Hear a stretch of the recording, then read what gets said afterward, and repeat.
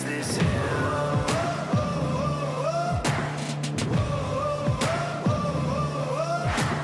I've been the last one standing when all the giants fell.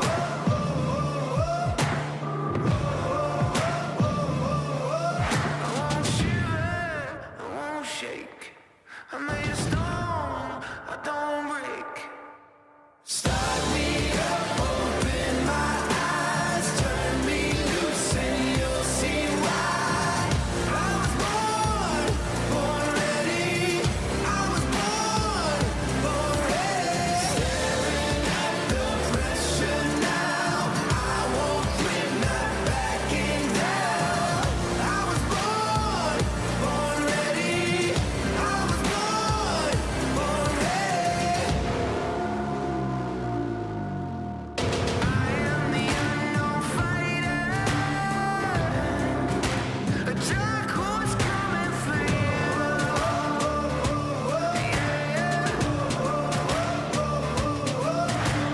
I'm gonna push up higher.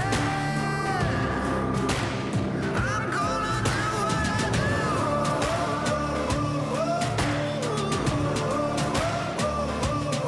I won't shiver, I won't shake. I'm made of stone, I don't break. Start me up, open my eyes, turn me loose and you'll see why. I was born ready. I was born ready. Staring at the pressure now, I won't quit, not backing down. I was born ready. I was born ready. Keep pushing up higher, higher. Keep pushing up. Keep pushing up higher. Keep pushing up higher, higher. Keep pushing up.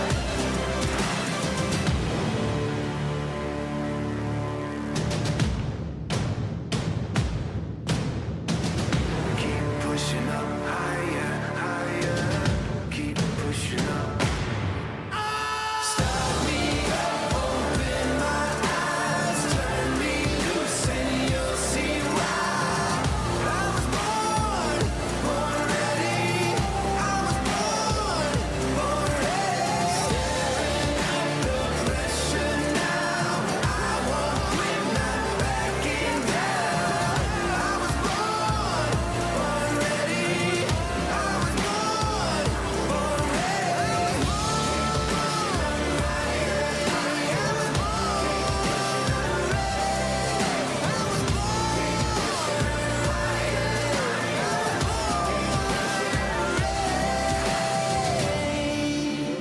Open my eyes, turn me loose, and you'll see why. I was born ready. I was born ready.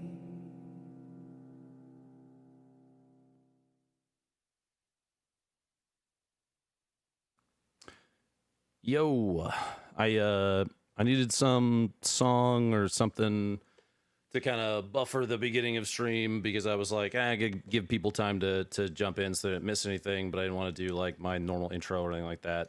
I couldn't think of a song, so just use the one I always use. First things first. I got chat on both sides in follower or follower on Twitch or sub mode on YouTube of like 3 months. And I'm not doing that. To be clear, I'm not doing that for me. I don't have any chat open. In fact, I can show you. I have an outline. I didn't want to type out everything. I get really easily distracted and go on tangents and stuff like that. So I didn't want to sit and write everything out. But I figured the best thing I could do to have the people in chat that want to have discussion with each other civilly is to try and limit the amount of like people coming in and telling me to kill myself, stuff like that, right? Because that's not contributing anything to your conversation with each other. So I have it on that. I want to be clear, I'm not doing it to try and hide from criticism or negativity or anything like that. We'll talk about all that stuff here in a second. I just want to give an explanation at a time as to why it is restricted. What is today's stream? We're going to talk about what happened. We're going to talk about what caused it, where I go next, and consequences in the future. To be clear, I'm not quitting streaming. I know that there's plenty of people that would love to see that. Sorry, it's not going to happen. And what I've been doing in the meantime, because I think the last time I was live was, what, a week ago, something like that? I have not been on social media at all. And to be clear, too, about any of this stuff, you can validate the things that I'm saying, or at least you validate the actions I've been taking in person with the people that I hung out with at PAX East. And I would say my wife, but she's been getting an influx of negative stuff, too. And so maybe don't message her about this stuff, please. But, yeah, when, like, Batty and Amy are the two that I hung out with the most at PAX East. So if you want somebody to go to and be like, hey, is what he's saying true or not? And if they say it's not, so be it. If they say it is, okay. But that's probably your best bet to validate the things I'm saying, because you shouldn't believe the words that I say. You shouldn't, at least not yet. Not until I've earned that back. We'll talk about all that stuff. Talk about I have a big issue with lying. And I have spent some time identifying the layers down of like what causes that and where it's coming from. But I'm going to try and do this in chronological order as best I can, because I think that's the best way for my brain to tell what's been happening and what I've been doing and that kind of thing. And then we'll go from there. If that makes sense. I've never really, you can call this a vacation if you want. I know some people are like, oh, streamer does bad thing, goes on vacation. Okay, that's fine. I've never really taken a break for myself like this in probably 9 years. Probably the entire time I've been doing this, unless I'm forgetting something, which is potentially possible. But it's given me an opportunity to finally tackle some shit about myself that I've never really had I've never given my chance. I have had chances. I've never given myself a chance to go after. I have started seeing a therapist. His name is David. And before somebody's like, oh, seeing a therapist about cheating at chess. No. Seeing a therapist to figure out what the root cause of all of that really is. Because I like to imagine myself being somebody that can be pretty good at self-analyzing. Clearly not good enough. And even me admitting that in itself is progress, because I'm not looking at that as a negative like I normally would. Failure is a thing that has had a strong impact on me. I've always been really good at stuff for my entire life. And when I'm not good at a thing, typically it backfires in my brain. Example, I cheated at chess. So David is in his late 50s. This is my therapist. He was a drug addict until he was 40, and then tried to kill himself. He failed, and then spent the next couple of years getting his master's, becoming a therapist. And he said specifically to try and fix himself, figure out what caused him to get to the point where he was. And because of that, he turned that into helping other people too, which he and I've talked to people before him that were not good fits. And so I would like give up and quit and just not go back. I was actually excited to talk to him on Friday for the first time in my life, talking to a person about my fucking problems. I felt really good going into it because I've never really done the things necessary or self-analyzed in a way that benefited me. It was always for the benefit. I would always say things like, I'll fix it for you, or fix it for this reason, or this person, or whatever. I've never done it for myself. I think that's a big piece of what is motivating me to fix my shit now. Yeah, I'm 38. Should I have had this figured out? Maybe. but plenty of people go through their entire lives without fixing their problems. Some of them end up, doing really terrible shit. And I'm actually really, really thankful that this happened the way that it did, because I cheated at chess. I used Wolf as a prop on stream. So he was impacted negatively, but I didn't steal anything. It could have happened. But it didn't. So I'm thankful that I got caught before it got even worse. I know a lot of people were like, he's only apologizing because he got caught. I think initially anybody's always going to only apologize because they got caught. And I think it's about what happens after that. If they try to cover up, go into hiding, pretend that it didn't happen. I've seen a lot of creators, man, do a thing and pretend it didn't happen. And I told myself with this that I just can't do that.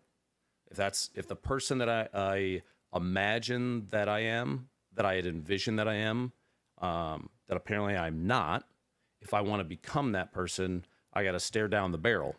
And that's why we're doing this, because I think it's the best way to approach this, instead of hiding from it or just like banning people in chat and blocking people on Twitter. I haven't blocked anybody.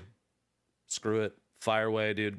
And we'll talk about why I think that that's okay now. I wanted to include a joke. So talking to David, right, my therapist, taking this break and doing a lot of self-reflecting. I went to PAX East. I started playing, and I'm almost done with Clair Obscur. And the reason I'm bringing this up, I wouldn't bring it up normally, because somebody's gonna be like, "Hey, just playing games." No, I bring this up because spoiler alert, subtly, but at a certain point, so there's these like they're almost like materia from Final Fantasy. They're called Pictos, and it's like additional buffs you give yourself. There's one called Cheater. And when it came up, I was like, this fucking game, man. I thought it was really funny. And there has been actually quite a bit of funny shit online that I've seen around this. The memes are genuinely, some of them are pretty good, some of them don't make any sense, but I haven't really looked, because I'm actually going to show you the home screen of my phone. I went through, let me put it on Do Not Disturb so that nothing accidentally, like a message doesn't pop up or something like that. The home screen of my phone, there's a bunch of gaps, right? I took all the social media off my phone. Just all of it. Like, it's still installed, it's just not on the home screen. I haven't opened any of that more than maybe once to look at messages from people. And I got to tell you, I feel like $1,000,000. I actually, going into this, while a little nervous, the anxiety tingles or whatever, I feel better about myself right now than I have in probably 20 years. That was a good choice. I think we're going to keep it like that for a while. Okay, so let's get into the actual meat and potatoes of this thing. And we're going to start with Ted Lasso. So when my dad died in 2018, that had a massive impact on me. I spent a lot of time being down in the dirt about it, and then Ted Lasso came out. If you haven't seen Ted Lasso, it's on Apple TV. This isn't an ad, whatever. I would gladly advertise. But it's 3 seasons. I guess they're making a 4th. And partway through in season 2, the team hires a team psychologist, like a therapist, Dr. Sharon, and Ted sits and vents to her about the anxiety attacks he has and his dad killing himself when he was 16. I know it's just a TV show. I know it's not real, but that stuff resonated with me in such a big way around my dad that I was like, one sec. I was like, I'm going to watch it again. So one of the first things that I did the day after was sit down and watch it. I watched all 3 seasons in like 4 days. I didn't exactly have anything else going on. And I was like, this is a thing that has helped me in the past. I'm going to see if it will help again. Show's wonderful. But I think it's in season 3. There are 2 things that occur that clicked something in my brain. The first one that has helped me cope with, or like manage my anxiety around all this stuff and kind of come to terms with it and be like, okay, I can do this, is there's an episode where they're watching back a gameplay from one of their games, and it's really bad. And Ted pauses it. They're in like the press conference room or whatever. Ted pauses it and starts to talk about Rom communism, if you know the part. But it leads into a discussion about the Dark Forest. And every fairy tale starts happy, and every fairy tale ends with a happy ending. It might not be the happy ending that you think it's going to be. It might not work out how you want it to, but every single time, every fairy tale always works out. But in the middle of it, which is where I am right now, is the Dark Forest. And the Dark Forest is like, that's your problems. That's the pushback. That's the anxious side of the story, right? And when this first happened, I was in that. And I had to remind myself, when I got to that part and watched it, I was like, oh man, this hits home, because there's gonna be a happy ending after all this. It just might not be the happy ending that I imagine it to be. There's gonna be consequences. Example, I had an activation at PAX East. They backed out. I'm still going to DreamHack, and I had an activation there. They said, we believe in you. They were actually super, super positive, but they said, I think we're just not gonna right now, and that's okay. Even Wizards reached out. I was supposed to be part of the Final Fantasy ambassador program, and they said, for this one, and they were actually super nice in the message. They said, for this one, we're not going to include you, but we're still going to include you in future ones, which is right now, obviously, it's probably not a good time. It's the PR stance, because they're companies, they have to do that. That I totally understand. And the same thing kind of goes with like people that might not want to play with me for a little while. I get it. All good. I know it's a sensitive subject. If you can't handle the pushback, you're not comfortable with it, whatever it is, it doesn't really matter. But to any content creator that I associate with that watches this, if you don't want to play, all good. Do not worry about it. I don't blame you.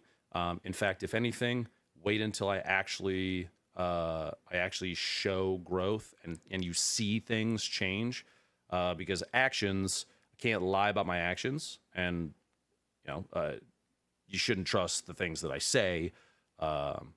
And I recognize that means that this whole thing is potentially a moot point, but I'd still like to. I'm more saying my piece right now for myself, because then in the future I can come back and watch this if I need to remind myself where I'm supposed to be going. So that's the Ted Lasso thing. Oh, sorry, there's another one. The other thing in Ted Lasso that triggered something is Dr. Sharon says to Ted on a phone call, "The truth will set you free, but at first, it's going to piss you off." Hold on to that. And if you haven't read this book, my wife tried to get me to read it for like five years.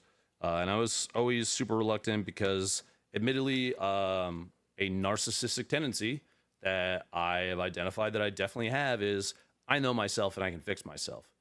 I cannot fix myself. I need somebody else's help to do that.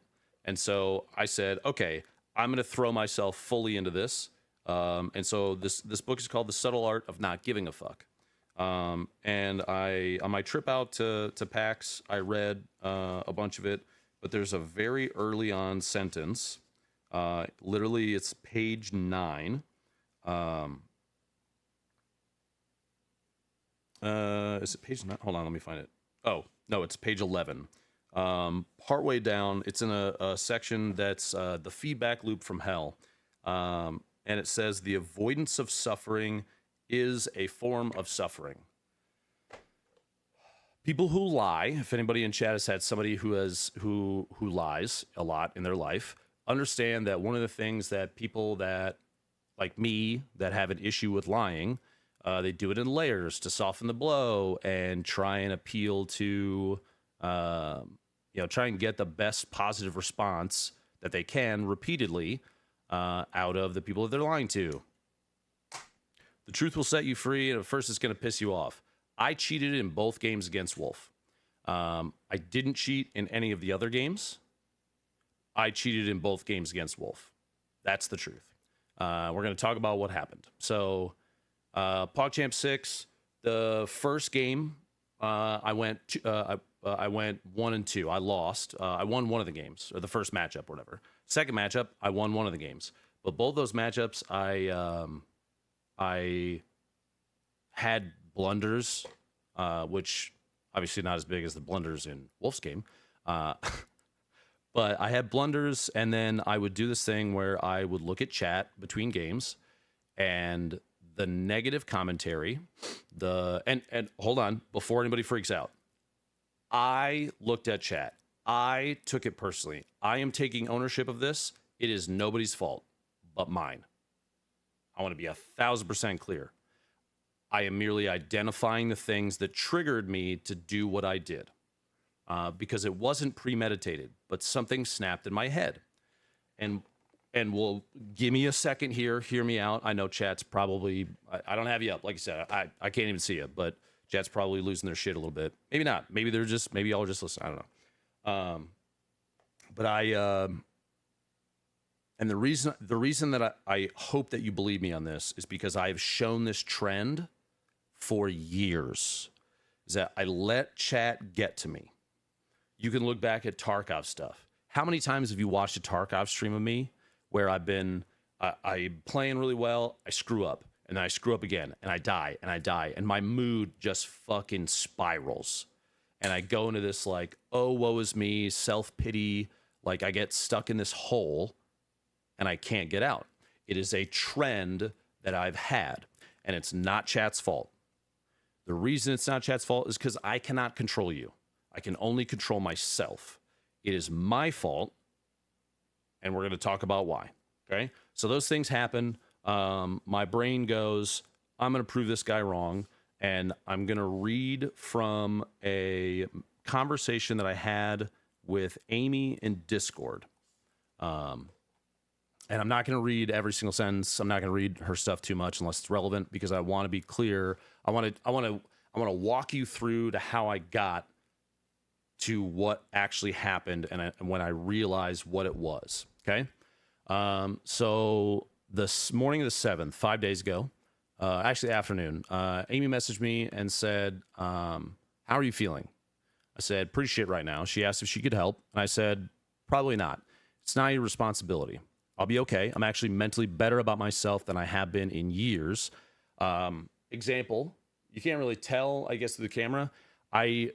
For years, I have nervously chewed on my fingernails and the skin on the end of my thumbs, especially. I have not been doing that at all. I have eased off caffeine big time. And one thing that I was doing for a long time was snacking before bed, kind of eating my feelings, I guess. I don't know. But these are like patterns that I found myself stuck in that I am not doing right now. I said, I feel good about me right now. It's the rest of the world that feels like it's trying to take a shit on me. Respectfully, I understand. She said some positive supportive stuff, which is nice. She said, are you back on social media again? I said, nah, there isn't anything of real worth there. The positive comments are nice, but people that are supporting me without seeing that I'm doing anything, I mean, that's not super helpful. The negative comments sting, but they're people that are just attacking to attack, like sharks smelling blood in the water. Neither side really contributes to actual growth and progress. Now, I want to clarify, the positive stuff is good. The negative stuff is bad. But as far as helping my brain, the way that my brain is interpreting that stuff, neither is helping me grow. The stuff that I found that helps the most is my friends who go, hey, that was really stupid. I'm pretty disappointed, but I think that you're a good person, and I think you're going to grow past this, and I think you're going to fix it. I said the only thing that really matters is me and what I do. Actions can't lie, which is why we're going to get to like things like consequences of what I'm doing going forward, because those are actions. I can't lie about those. Following through on things is what gives actual substance. There will be things that I feel the need to clarify, but even the random accusations and people trying to drag me will just go unresponded to, because there is no response for those people that they will actually accept. If you see people on social media that are throwing accusations and saying all sorts of stuff, whatever, there's nothing that I can say. For the first time, I'm accepting the fact that there's nothing that I can say to change those people's minds. So it is a waste of my time to try and get positive feedback from them. And that is a big part of my problem. Amy said it's not worth it. I said there's a couple things I might include in talking about when I get back. And really, I wrote a couple out. I think there's only two of these that I'm going to address. One is the most important one, and that is St. Jude. I just want to quickly remind people that all donations to St. Jude go through Tiltify, which is verifiable from both Tiltify and St. Jude. And if I was reporting numbers on stream that were different than what was actually coming through Tiltify to St. Jude, they would have, I would have gone to jail for charity fraud, y'all. That is very cut and dry. I see a lot of people that are like, he's probably stealing money. No, because there would have been charges. Yeah, so I think that one I just wanted to get out there. The other one, and I'm not going to go into details, but I just want to make sure that this is clear. Any conversations that have mentioned Sam and her charity work are false. She takes her job and her credibility very seriously. Please don't attack my wife. She's not me. She didn't do anything. I did. So I want to get those things just cleared up ahead of time. Everything else, admittedly, that I've seen on social media is ignorable. There's no response to it, or my actions will speak for themselves. And ultimately, I need to do what I should be doing, regardless of what the internet says. Plenty of people, I'm sure. Actually, I'm not even going to say I'm sure. My expectation is that it's probably being said. Maybe I'm wrong. Either way, there's going to be people that are trying to tell me that I'm wrong, that I'm not doing this right, that I should be doing this or that. Luckily for me, the only person that I need to seek real forgiveness and validation from is me. That's it. There's no guide to this stuff. And I think I'm doing the things that are going to result in the best possible outcome for me as a person, because that's a thing that I've never really done. And I do want to speak to you for a second about seeking forgiveness for myself. That's a thing, y'all, that I just don't do. Sam can vouch for me on that. If I screw up, I hold a grudge against myself for eternity. And I got to figure out how to stop that. And I don't know how yet, but I'm working on it. I said, this is still in the conversation with Amy, other people will choose to forgive based on my actions. If they do, that's wonderful. I'll talk to them directly, give more details, etc. if they need it. If they need, I know a bunch of my friends are really hurt by it. I know that. And you know what? I think that they deserve an opportunity to yell at me in private. But at the same time, I need to have a level of self-respect. The day after it happened, I sat and I let chat just fire away at me. And it was TJ that said, "Yo, I appreciate the sentiment, but I refuse to watch my friend subject himself to that ever again." I said, okay. And it clicked in my head. I talked to David about this, my therapist, and self-respect goes a long way. I absolutely do deserve the anguish from people that are hurt, but I don't deserve to sit there and take it forever. And I won't. Like I said, if they do forgive me, that's wonderful. I'll talk to them directly, get more details, etc. But seeking forgiveness, trying to get it from everybody, that's an impossible task. I don't control their forgiveness. That's you included. And I don't need to seek validation because I've been doing that for a long time, and it's exhausting, and it distorts my perception of reality to the point where I do something like this. I'll do what I should do. I'll put in the work, and people that see that will forgive and will move on. I want to forgive myself.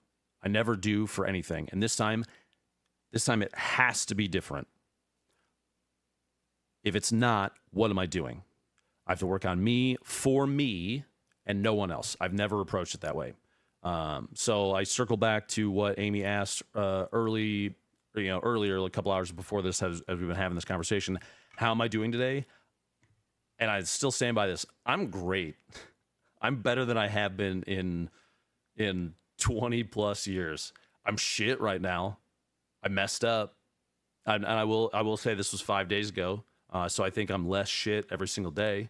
But right now I'm great. I actually was super excited to stream this stream. I was very, very excited for this because I see progress myself, and I wanted to express that to people. Talk about the situation. Some people are going to hate me and they're going to rage at me. And I need to remind myself that the things they say literally don't matter. They don't affect me. It's text on a screen. So I'm off socials. Doesn't matter. There's people yelling into the stratosphere. Who cares? I fell victim to approval-seeking behavior really hard. Why? What do those people actually bring to the table in my life? Nothing. So, finally taking the advice of many people. Chat, y'all have said it a million times. Every single person that has said, hey, stop reading bad shit in chat. I'm genuinely so fucking sorry, and I will explain why I do that here in a minute, because I did have an epiphany a couple nights ago. But I said, I'm finally going to take your advice. Fuck the haters. If I struggle with it at first, this is another thing I need to learn. If I struggle with it at first, if I struggle with anything at first, it's okay. I need to teach myself how to manage my attitude towards public commentary. It's a thing I have to learn. And sometimes I'm not good at stuff immediately. I cheated at chess. I got to be okay with that and figure out how to manage the intake of negativity, which is why right now I am taking no negativity in. That's why I have no chat up, because I recognize that in this moment, I just need to talk at you, and I just can't take any of the positive or negative or anything like that because my fear is that it'll distort what I'm saying, or I'll give in to the feedback loop that I'm stuck in. I said just one day at a time, and I think that's kind of where that portion of this conversation kind of leveled out. Then I went to PAX East. Like I said, I'm going kind of chronologically through this. So I want to talk about PAX East. Exactly what I expected to have happen is what happened, which was no single person came up to me and was just negative. Every single person that my friends, the people that I associate with, that I consider important, close to me, not a single fan. I took pictures and signed stuff, and people were like, hey, how are you doing? I said, I'm great. I'm also pretty shit, but I'm great right now. I actually really like that. That sentiment is like exactly how I feel. But nobody was rude. People are actually just wildly kind. Like it reminded me that the people, the lines of text, which you are right now, lines of text in chat, there's actual human beings behind the stuff that's meaningful and important. And just the people that come in that are the first day afterwards, I was getting called Dr. Cheater repeatedly. And I'm like, that person will never approach me. They're here, like I said, shark smelling blood in the water, right? They're here to try and get their pound of flesh and then move on. The real people, the people that matter, recognize that I am the sum of more than one bad thing that I did. It was really bad. Y'all, it was dumb as hell. But I'm more than that. And the people that I talked to reminded me that I'm more than that. And all of this stuff about PAX East is, again, verifiable through Amy and Batty. I was with them basically the entire time. And I greatly appreciate the fact that they were as supportive as they were and kind of were like a safe space. Because going out there, I was pretty anxious. I said, I don't want to limit my life and stop doing, just stop living because of a mistake. Because if I do, I'm letting that mistake define who I am. And if I really want to improve as a person, I got to not do that. So I went to PAX, talked to people, played a bunch of Magic, spent a bunch of money. Sorry, Samantha. And I had an opportunity that I never in a million years thought I would have. And I want to talk about that. Back when George Floyd was murdered by police, I stood up and tried to use my platform to amplify the people that need to be amplified. And I did what I thought was the right thing at the time. And it was the right thing at the time. And I still would do it again. But from that, somebody quote tweeted me when I went live or something like that. Or no, she didn't quote tweet. She tagged me and said, does this still matter, or are you just using it in the moment? And I got defensive. And that'll segue into the next thing I'm going to talk about, which actually goes out to Trey 24K. We'll talk about that in a second. But Lady Confetti quote tweeted me, or did tag me, and I quote tweeted her. I didn't look to see who it was. I didn't know anything about him. I didn't know who it was, and I just got defensive.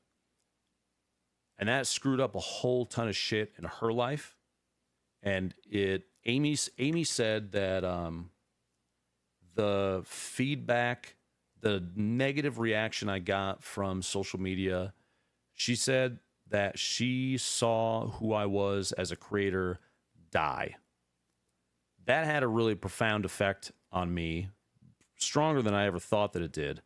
I got a chance to talk to her in person and clear everything up. And shout out to Miss Ash Rocks for giving me a chance to do this, for seeing me, stopping me, and saying, "Hey, I have somebody I want you to meet," because I never met Confetti in person. She is an angel. She's a wonderful person. She did not deserve all of the feedback, all the negative, the backlash. She did not deserve that. She was just asking a question, and it got misconstrued by me. I screwed up, and I went on the defensive and said, "Hey, why are you coming after me? There's so many other people that, with big voices that aren't doing anything." And it was the wrong thing to say, and I messed up. And I had a chance to talk to her in person and clear that up. And so I went into PAX East being very anxious. I came out on the other side, having been gifted so many opportunities to cleanse my brain of stuff that I've held on to for so long. One sec. So, that's an important thing to talk about, because my reaction was what Trey. I haven't really looked at social media, but the day after I cheated, I did, and one of the things that I saw was a post from Trey that got a ton of traction, that was tearing into me. Everybody else was doing it. I know that people in those moments see chances to feel safer voicing their negative opinions about somebody, and so they dive on it. I don't blame them. Totally fine.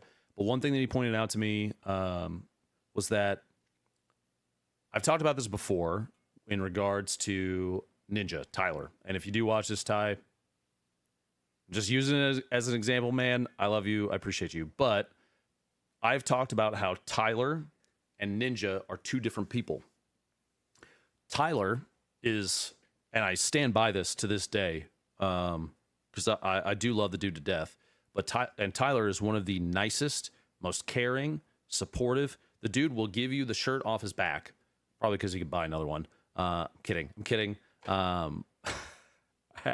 I had to. He will give you the shirt off his back. He will give you. He's just so supportive. Is what I'm trying to say. He's just so supportive. Ninja is kind of a hyperactive little shitlord sometimes, with all due respect. He's very good at games. He knows he's very good at games. And so I've spent a lot of time being able to see that there's, and I think every creator to an extent suffers from this, because you kind of put on, we put on a persona, some way more than others. But it does happen. And I always thought that I didn't do that. I do. Dr. Lupo and Ben are two different people. And Dr. Lupo suffers, as Trey pointed out, from a holier-than-thou mentality. It's a narcissistic thing.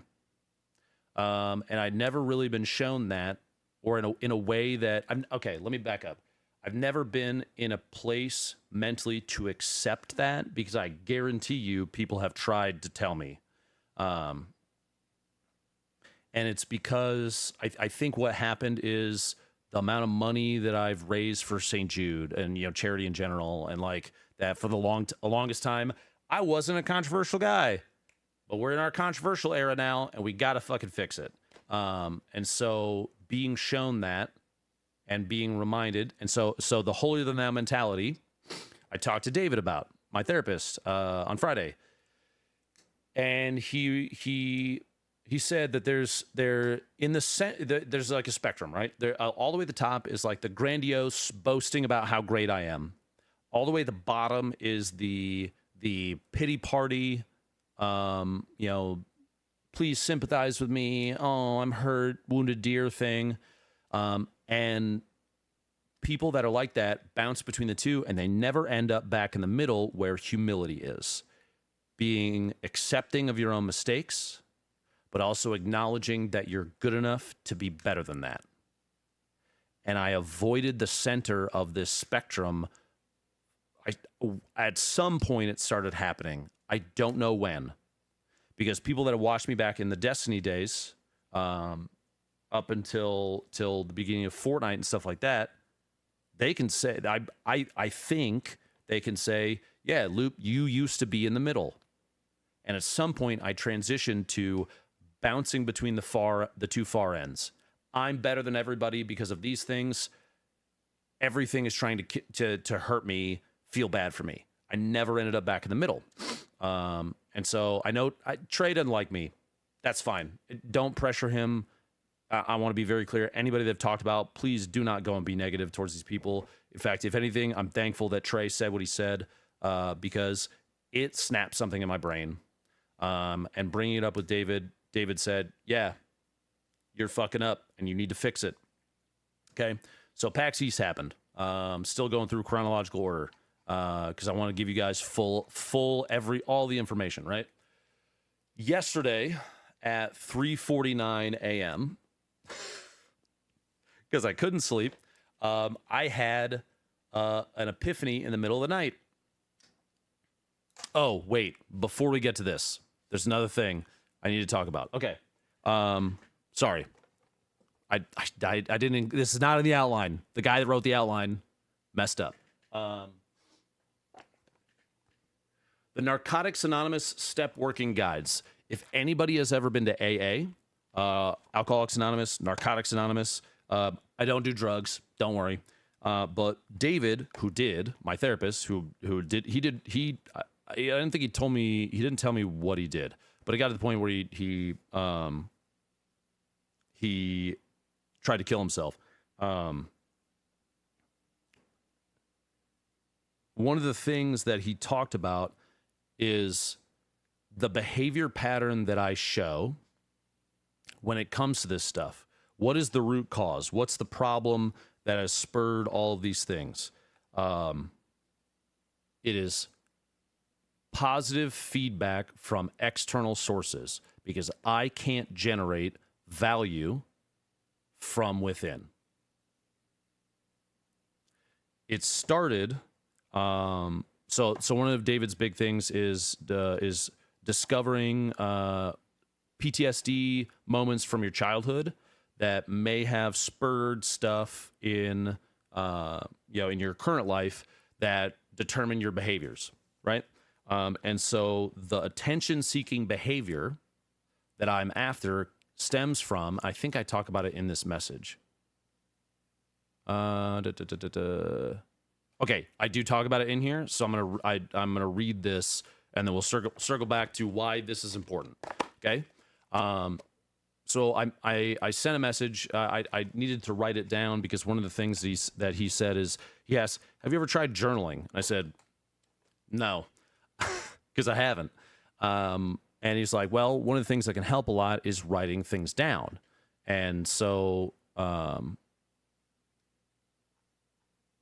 one of the things that happened was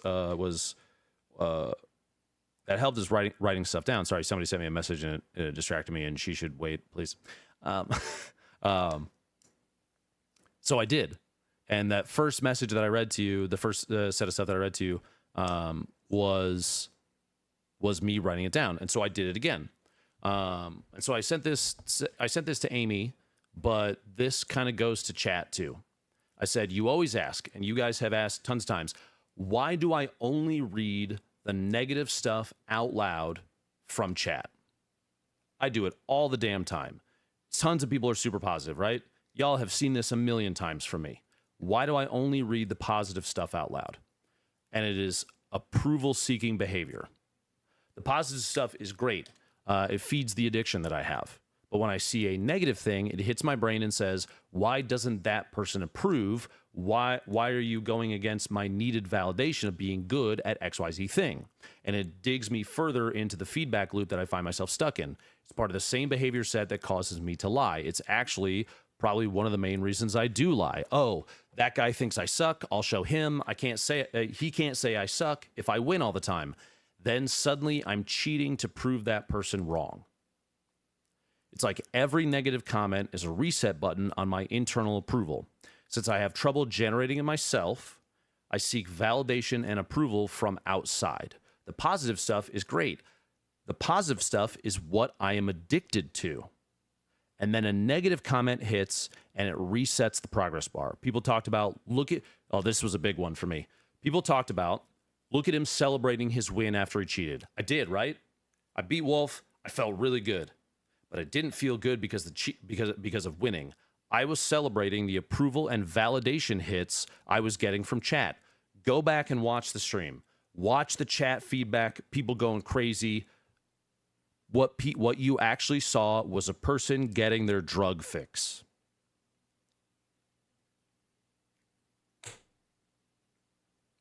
Somewhere along the way, I don't know where, it became more about people telling me I was good at something and less about actually being good at something. The lying throughout my life has been the same thing. And here's a story from my high school days. You ready? This one, and I talked to my mom about this, and I told her it's not her fault. I hope that if she is listening, I don't know. If she is, I stand by what I said. It's not your fault. When I was in high school, I was in academic decathlon. I was a big nerd, guys. You already knew that. I played D&D and Magic and shit. When I was in high school, my girlfriend at the time was also in Acadeca. This is a reading from that. This is just details for the story. We went on this trip to Nebraska City, and the competition, the Acadeca competition, was like in the afternoon, evening. And so we were going to stay there overnight at a hotel and come back, right? Boys were rooming with boys, girls rooming with girls. My girlfriend's on the trip. The person she was rooming with is out of the room, so I sneak in. It's what you do when you're horny and a teenager. But we got caught because her roommate came back and then told the coach. Coach came and she found us in there. I got suspended from high school for 3-5 days, something like that. The assumption from everybody is that my girlfriend at the time and I had sex. She actually wanted to, and I said no because I wasn't ready. And when I was asked about whether or not I had sex with her by my parents, I told the truth. I told the truth about whether or not I had sex with my girlfriend or not on that academic trip. I said I didn't. That was the truth. I was told that I was lying, and that had a much longer lasting impact on my psyche than I ever imagined that it did. My parents asked me, they said, "Did you?" I said, "No." They said I was lying. And I brought this up with my mom yesterday, and she doesn't remember. And that's okay. And what that kind of did in my brain is also make me think, granted, I was like 16, 17 at the time. If that had the impact that I think that it did on my psyche, it makes me wonder what, and this is a total tangent, but it makes me wonder if I have done anything like that to Charlie. And I hope not. And I'm glad that this happened. This is another reason why I'm very happy that this happened now, is because he is only 9. So I have a lot of years left to be sure that I don't fuck him up. And like I said, it's not my parents' fault. If that is the thing, and I don't know for sure yet, I feel like it is, but there might be something else I'm not thinking of. I don't know, and that's going to take time to figure out. But it showed me that saying whatever generates the most positive response is the thing I should say. I told the truth. I got nothing but negative back. Why did I not lie? If I lied and said, yeah, I did, there's a chance, I guess, my teenage brain at the time maybe thought, this is, maybe I should have just lied or just told the truth. Maybe I should have told the truth, and the impact would have been lessened because they would have just been like, we're so disappointed in you, use protection and move on, right? Maybe that's what would have happened. But instead, I was told that I was lying, that they couldn't trust me. And I was like, fuck. Well, maybe next time I'll just lie about it. So lead into this week. I did whatever generated the most positive response. And this is a kicker. And this is why this is important. David identified that my approval-seeking behavior, my need for positive feedback from, for whatever reason, everybody, is a drug-seeking behavior. And if anybody in chat, you can validate this for me, because like I said, you shouldn't trust my words right now because I lied. All of this stuff you don't even necessarily have to trust, but I have so much detail here. Hopefully that my hope is that somebody believes me. But if you have anybody in your life that is addicted to hard fucking drugs, they do things without thinking about consequences, without thinking about who it's going to impact, right? You see it in every TV show, every movie that has people that are on drugs. You hear stories about people stealing TVs and selling them for meth money and shit like that. The fact that I did what I did, and people that day were said, I got asked a lot, did you not think about what that would do to other people? Your relationship with St. Jude, your relationship with your family, your son, your brothers, your wife, your friends. You not think about what it would do to their streams, their careers? No, I didn't. No, I didn't. I didn't think about that because I was after the hit. Watch the clip back of me celebrating. That's a dude getting a hit. And I'm wildly disappointed in myself. But as soon as David said, you are showing drug-seeking behavior, the drug you're after is dopamine.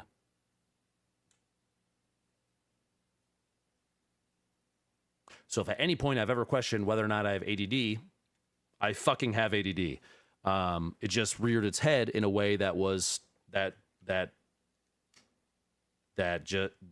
thankfully was honestly public, because it's happened before where I've done stupid shit and I just band-aid it. Y'all probably know people in your life that lie and do shit like that, and they'll say or do anything to try and get the best positive response.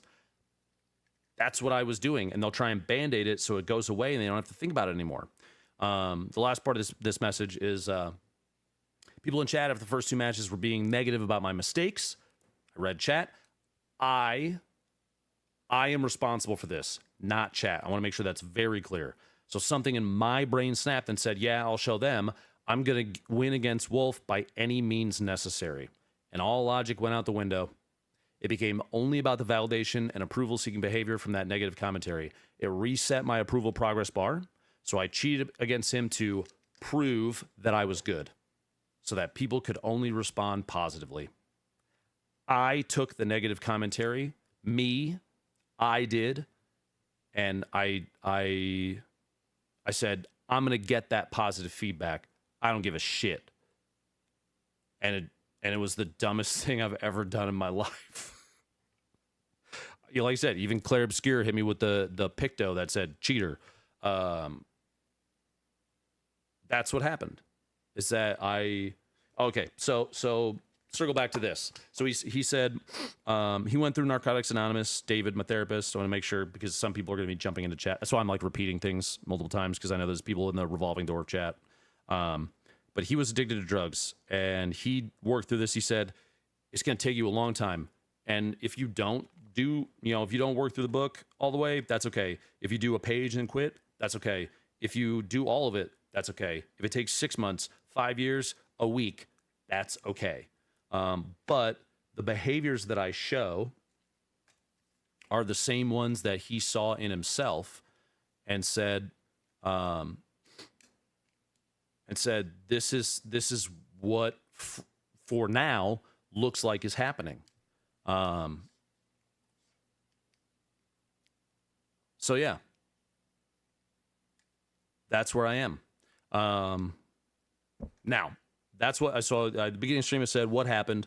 Talk about what happened. Talk about what caused it. There we are. Then we're going to get to where to go next. Okay. And I've been live about an hour, which is actually shorter than I don't know. I don't know if that's short or longer. But anyway, where to go next and consequences in the future. First off, I'm not quitting streaming. Sorry to the people that wanted to see me disappear. Hell no.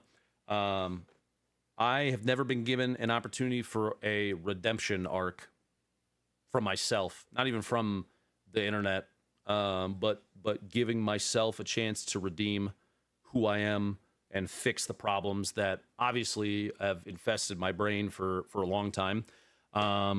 So here we go. Ready? First and foremost, what is next? Welcome to Cheater Cam. You're probably not gonna. I mean, I understand for sure that people are like, "Oh, he's probably cheated in this and that, whatever." I can tell you with words that I'm not cheating. The camera can't lie, and so on this screen, from this shot, and I did this for a little bit with Tarkov when things were getting weird. I'm just gonna use it anytime that I play. Anything that is like competitive that I can use this camera for, I'm just going to use this when I play. I can tell you all day that nothing is going on. But the camera will always hold me accountable no matter what. It's on the screen. So you could let me go back to that. So you can see the top monitors. This is where OBS and stuff is. I mean, I can cut to this one too. You see the top monitors, this is where OBS is. This is usually where I have alerts, but I have those hidden for now. This is where chats are, right? Here's where Discord is and gameplay. This is everything that's in my field of view. You can see it all the time from this camera. I can't hide anything. Accountability is the only way, right? Accountability. That's it. Thing number 2. I cheated in a tournament. I'm 38, man. I can't keep up with Zoomers. Why am I trying? I got gray hairs. I got gray hairs down here. I think a big part of what pushes me to go back into those and playing competitive stuff is because when I was younger in high school, college, I was really good at Halo. My real life friends could vouch for this. Y'all watched me play FPS games, a ton of different games for a while. And when I was, younger, pretty good, not to toot my own horn, but pretty damn good at video games. I never got a chance to. I really wanted growing up because of Halo 2 to get into MLG tournaments. I never got that chance because I focused more on school and stuff like that, which at the time was the right thing to do. I probably wouldn't have made it. That's okay. But because of that, my brain also goes back to I missed my opportunity, so I'm going to prove myself now. I don't need to do that.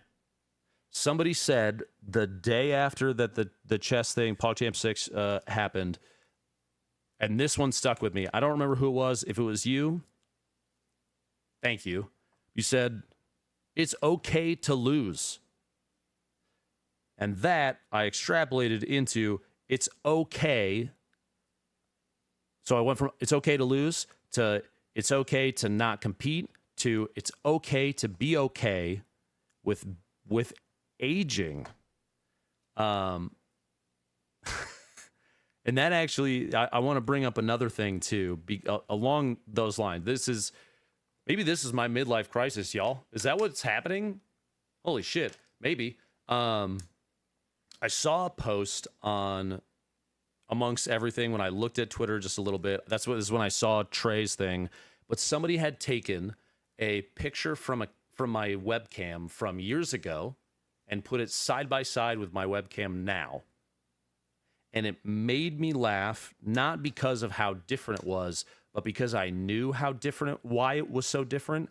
And that is because for a long time, I used a program called Snapcam, Snapchat filters for your webcam on stream. And one of the things in there is it does touch up. It will get rid of, y'all, I got bags under my eyes. This is just what my face looks like. I got wrinkles right here. Dude, I got gray hair. Look at the smile. Look at my forehead, bro. It looks like rivers running across my face. It would cover that up. And I did that because I was seeking approval, the drug hit, from negative commentary in chat. If I used the camera filter, it would prevent the negative commentary. Instead of me learning to cope with that and let it roll off my back, I instead tried to fix it. Bitch, aging is part of life. I'm 38, dude. I'm gonna look old. It's just part of, and it's funny that it took something like this for it to click in my head. But I just wanted to bring that up because it goes along the same lines of the second thing. So cheater cam is the first one. Second thing is I'm done competing in tournaments. Can't do it. I'm a liability. I probably wouldn't get invited anymore anyway, but I don't know, so I'm getting out ahead of it right now. I'm done playing in tournaments. Can't be trusted. Nope. No. No more. The only catch to that is going to be stuff if it's like in person, Magic tournament kind of thing that there needs to be checks and balances if there's any chance of anything. But 99.9% of them, nope. Not doing it. Can't. Third, consequences. First and foremost, I cheated on Twitch. I cheated on stream.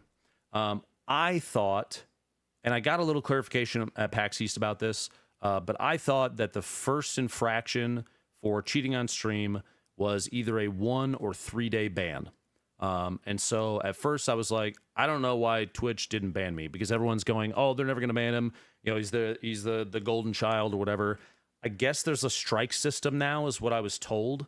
I don't know the specifics of that. I admittedly have not taken the time to look it up because it's not my responsibility to do or not do, you know, to any, whatever it is. If hopefully there's a strike on my account on Twitch and YouTube. Hopefully they're like, that's your first mistake. Don't do it again. Slap on the wrist, whatever it is. But they didn't ban me. I don't know why they didn't ban me, but I took the time off because I was like, there should have been ramifications of this for the stream side of things. I have lost some activations coming up, but none of my long-term sponsors has backed out, which I'm thankful for because I think they're giving me an opportunity to prove that I'm taking this seriously, and hopefully you guys are seeing that too. But that was thing number one on the Twitch side. The other side of that is I cheated in a chess tournament. They're minus my chess.com account getting banned. There kind of haven't been any consequences of that. And I'm a guy that believes in paying the price for what you do. So I reached back out to Danny. And and we went back and forth about things, and I understand where he's coming from, and I'm just putting this out there. What I basically offered, I'll gladly pay for the entirety of PogChamp 7 if they will let me. I'll do the $100,000 charity. I'll pay for the production costs. I'll pay for the graphic design. I'll pay for the prize pool for people. I'll pay for the salary of the commentators. I'll pay for everything. Send me the bill. I will pay for it. Which I think will probably come out to like $250,000, something like that. I have the money for that. I should be fined in some way. Now, if they don't want to do that, if they're distancing their brand from me, totally fine, not offended. I am also having Loaded look into reputable chess charities in which I will donate the entire the $100,000. I'll donate it. Whether it's divided among multiple or focused into one, I'm going to take the direction of people who know better than I do, because you know what? It's okay for me to not know. It's okay for me to not be the best at this stuff. And so I'm kind of giving it up to them. And to be clear, if Danny and chess.com, like I said, don't want to do anything with me, totally fine. I understand, but I owe the community of people that I joined, and then without realizing it, because like I said, I didn't think about the consequences, attempted to defraud. And I am sincerely sorry for that. I'm sorry that I let the addiction take over and screw this up. I'm also really thankful that it happened the way that it did, because nobody got hurt. Again, I'm very sorry to Wolf. I took you on stream and I used you as a prop. And that's a behavior that people with addiction problems, because I talked to David about this too. He said, yeah, they're good. People with addiction problems will use others to try and make themselves look better. And it sucks.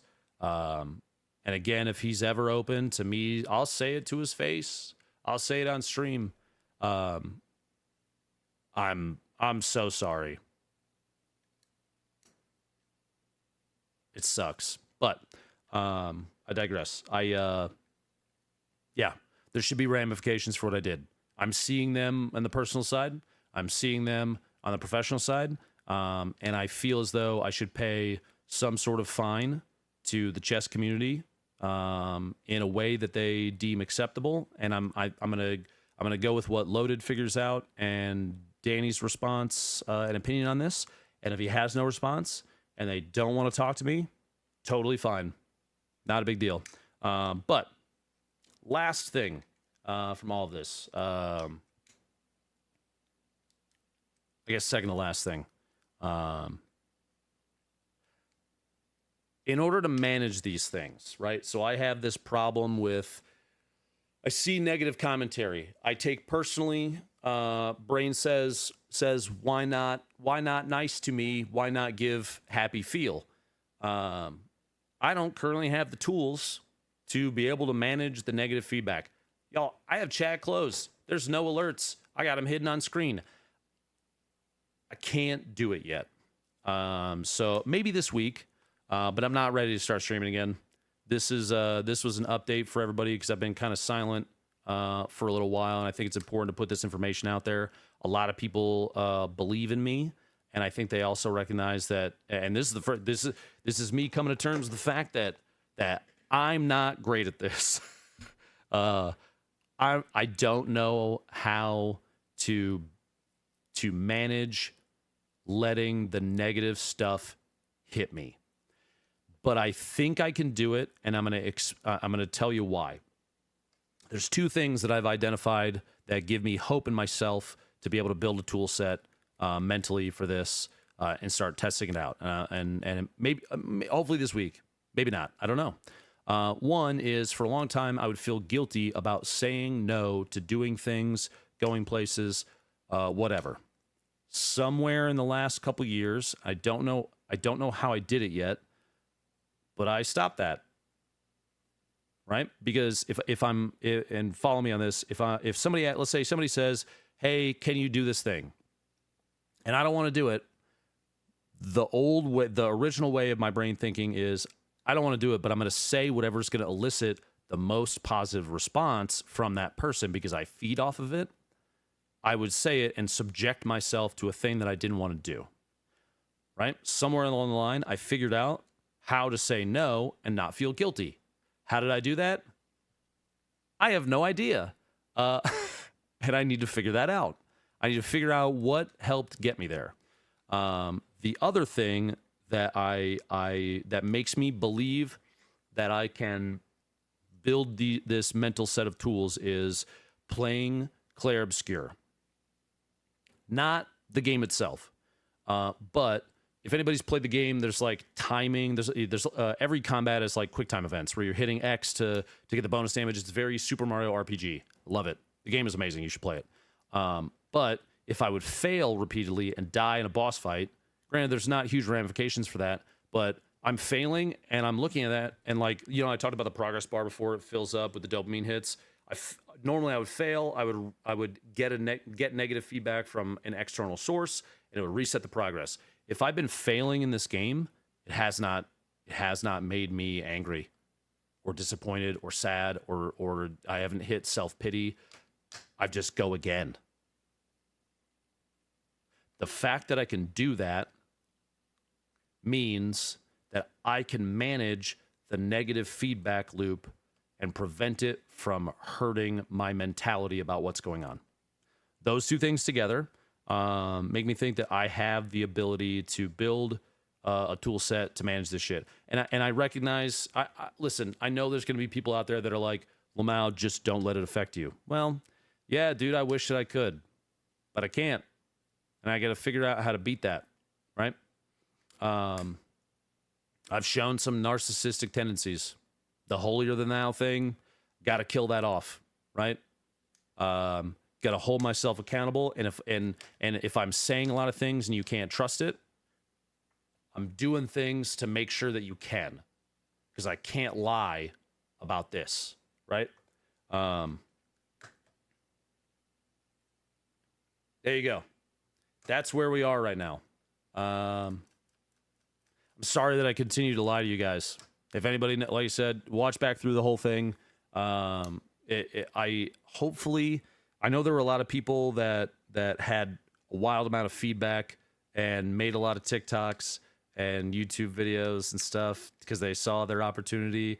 You know, the React Andes profiting off of the drama. I don't blame them. I'm not mad about it. It's all good. I just hope that those same people that made those videos around what I did also react to this, because I can't disseminate this information. As much as I hate it, there's PR portions to all this, right? It's stupid. But the upside to that is that I'm gonna do this stuff and fix this stuff regardless of the PR, regardless of what's going on. Regardless of what other people say, whether they tell me I'm right or wrong, because for the first time in my life, I owe it to me to work on this. So yeah, there you go. Yeah, so thanks for tuning in. I'm not going to play anything or anything like that. I just want to give an update about where I am mentally. I think that, like I said at the beginning, a lot of creators will do a thing and then hide from it. And I just fucking refuse. I refuse to do that because that's not the person that I imagine myself to be. So, all right. I'm going to end stream and I'll see you guys when I see you. I'm going to play the song I usually play because I still like, you know, Zayd's music is fucking good. So, I don't know when it's going to be, this week, next week, something like that. I am going to DreamHack, so if I see you there, sick. Let's hang out. If I don't see you, I don't see you. Yeah. Peace, y'all.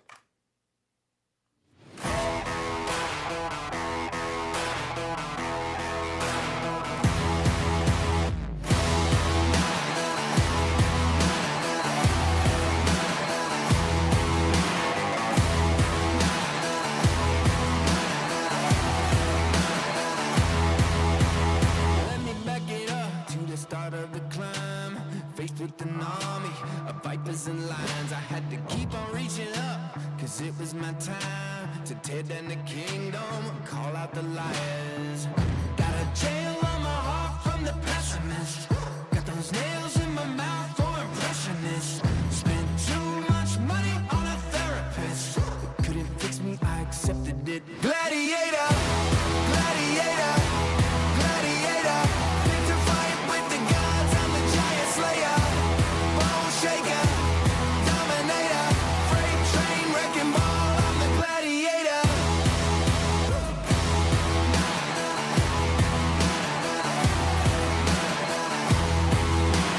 Tell me what it is that you think you believe. Caught in a crossfire, trouble at sea. Every single day I feel that gold underneath. I see the locked doors, but I got the key. I'ma give you a second just to catch your breath, 'cause I can see that your heart is jumping out your chest. I